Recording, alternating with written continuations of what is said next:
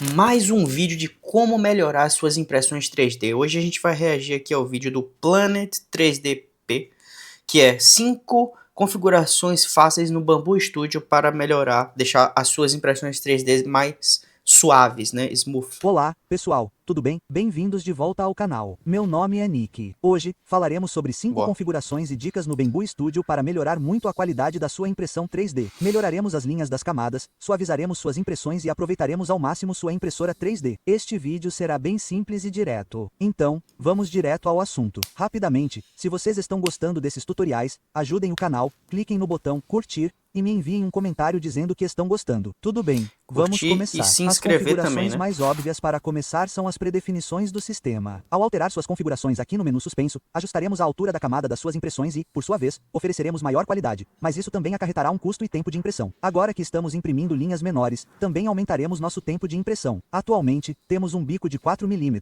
o que nos dá uma faixa de alturas de camada de 0,8 mm a 0,24 mm. O padrão é definido em 2 mm para um bico de 4 mm.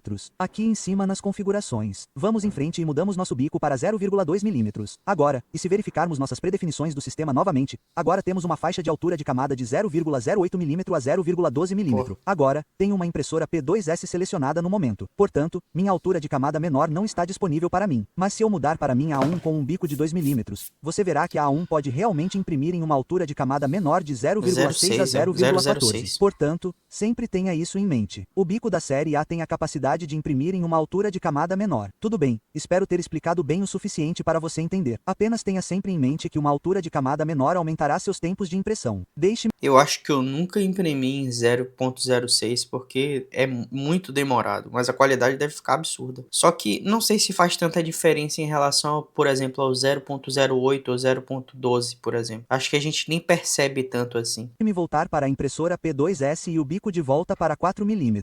Antes de prosseguirmos, vamos verificar se o modo avançado está ativado para que você possa ver todas as configurações aqui nos menus de processo. A próxima configuração que verificaremos é a ordem das paredes. Na parte inferior da guia de qualidade, na seção avançada, há uma configuração chamada ordem das paredes. Você pode alterá-la de interna para externa. Quando sua impressora 3D imprime um modelo, ela imprime as paredes em camadas. Por padrão, ela geralmente imprime primeiro das paredes internas e depois das externas. Mas quando ela imprime primeiro as paredes externas, essa linha externa suave não é empurrada ou comprimida pelas outras paredes que estão sendo impressas ao lado dela. Isso significa que a impressora pode fazer linhas mais limpas e retas, e a superfície das suas impressões parece muito mais suave. Pense nisso. Aí, ó, por mais que a gente tenha visto vídeos similares que dão dicas parecidas com essa, esse tipo de dica aqui a gente não viu em outros vídeos, né? Por isso que são vídeos assim que parecem repetitivos, mas eles se complementam, Isso velho. como colorir dentro das linhas. Se você desenhar o contorno primeiro, será mais fácil manter a ordem ao preencher o meio. Imprimir primeiro a parede externa faz o mesmo com suas impressões 3D. Em seguida, na parte inferior, está a opção de evitar cruzar paredes. Em teoria, isso deve evitar que manchas sejam impressas nas paredes da superfície da sua impressão. Eu, pessoalmente, não sinto muito isso, mas definitivamente pode melhorar a qualidade da parede lateral se você notar anomalias. Minha sugestão é testar com ela ligada e desligada e ver qual funciona melhor para sua impressora. Agora, estamos passando para recursos um pouco mais avançados aqui, mas tenha paciência. Depois que eu explicar, deve ser simples de entender. O próximo recurso é um dos meus favoritos. Quando estou imprimindo modelos que precisam absolutamente da melhor qualidade, faço ajustes de velocidade. Diminuir a velocidade da parede externa ajuda sua impressora a fazer linhas mais limpas e suaves. A parede externa é uma parte que você realmente vê, então ela precisa ter a melhor aparência. Quando a impressora se move muito rápido nessa parede externa, ela pode tremer um pouco, perder detalhes ou colocar o filamento ligeiramente irregular,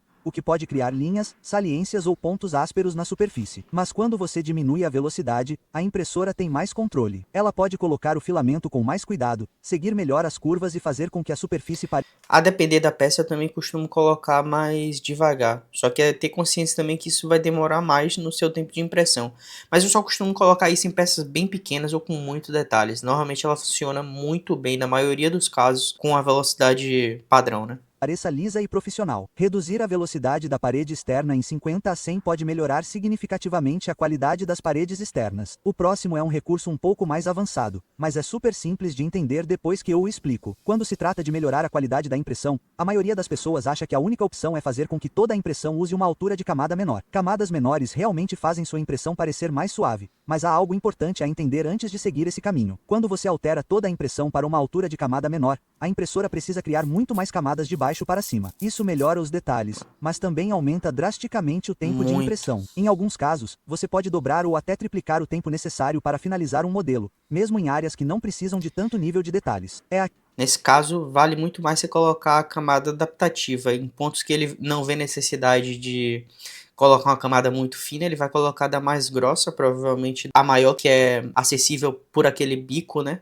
E aí ele vai passar mais rápido por aquele tempo e meio que compensa o tempo que ele demora mais nas camadas mais finas. Aqui que a altura variável da camada se torna uma opção inteligente. Em vez de usar camadas pequenas em todos os lugares, o Bambu Studio analisa seu modelo inteiro e usa camadas pequenas apenas nos pontos que realmente precisam delas, como superfícies curvas, bordas arredondadas ou formas detalhadas. Em todos os outros lugares, como paredes planas ou seções simples, ele usa camadas grandes porque você não notará a diferença. Isso lhe dá a mesma suavidade nas partes detalhadas do seu modelo, ao mesmo tempo em que economiza muito tempo de impressão, porque uma impressora não desperdiça horas imprimindo pequenas camadas onde elas nem importam. A altura variável da camada é uma ferramenta especial no Bambu Studio que ajuda suas impressões 3D a parecerem mais suaves sem demorar uma eternidade para imprimir. Quando seu modelo tem curvas como um capacete, uma estátua ou cantos arredondados, camadas maiores não formam curvas suaves. Em vez disso, elas fazem o formato parecer um pouco irregular, como uma escada. Mas quando seu modelo tem áreas planas ou simples, camadas pequenas geralmente são desnecessárias e apenas tornam a impressão mais lenta. Em vez de usar um tamanho de camada para toda a sua impressão,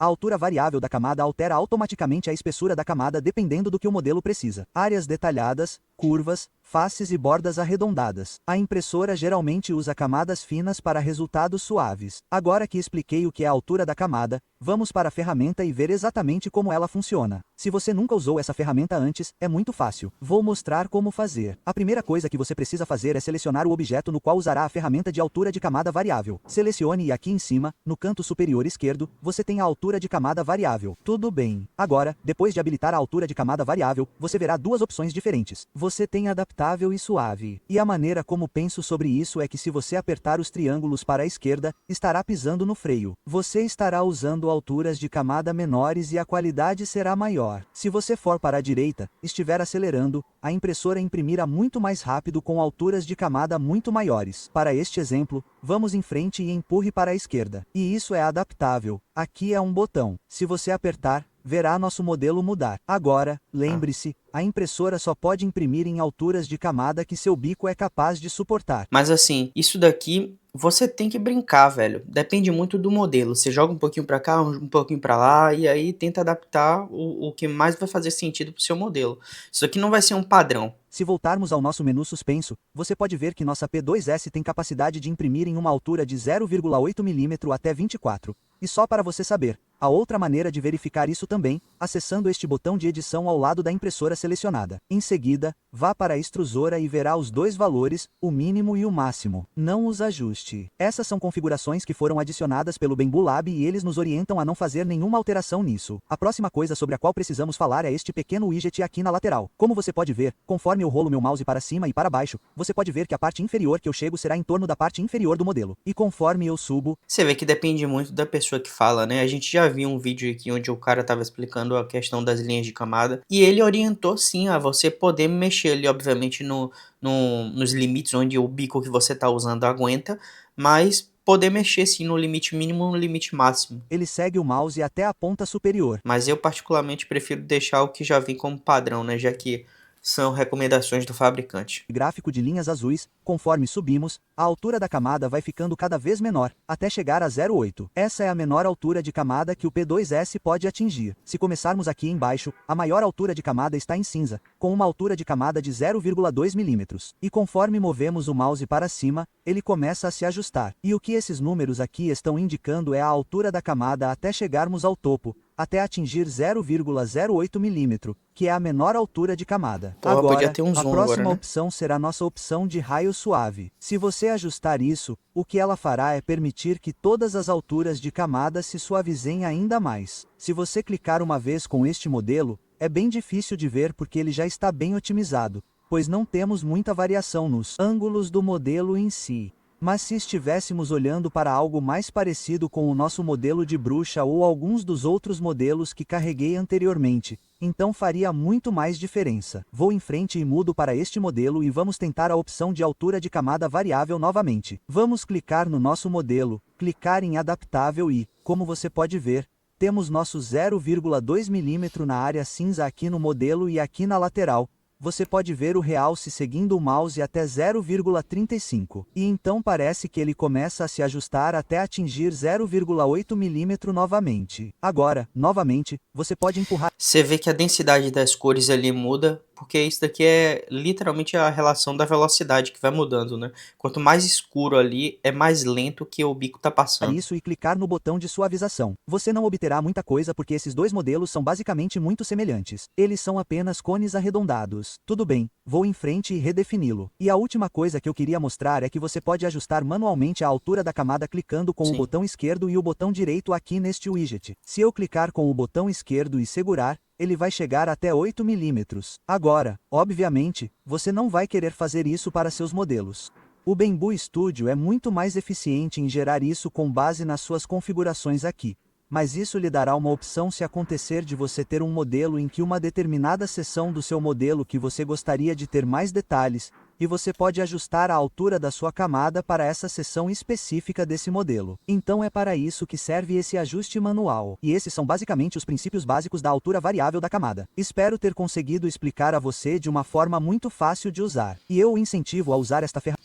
A gente já tinha visto falar aqui essa parte da linha de camada, né? Inclusive eu não aplicava muito, comecei a aplicar depois disso e realmente tem feito muito sentido pra mim. Só que aquela parte do padrão em si, do desenho em si, começar pela linha interna e depois pra externa, né? Que é o padrão. Só que você mudar isso, colocar da externa pra interna, eu nunca fiz, eu vou testar pra ver. E você já sabia dessa dica, já aplicava isso nos seus projetos? Realmente faz diferença? Você vê, faz sentido pra você? Me diz aqui nos comentários, até mesmo pra me ajudar também. Enfim, eu gostei muito desse vídeo, me inscrevi aqui. Vou deixar o vídeo aqui do Planet 3DP na descrição pra você se inscrever lá. E se inscreve aqui também nesse canal, que você ajuda esse canal a crescer. Você vê que a partir de 2026 a frequência aqui é total, pelo menos um vídeo por dia.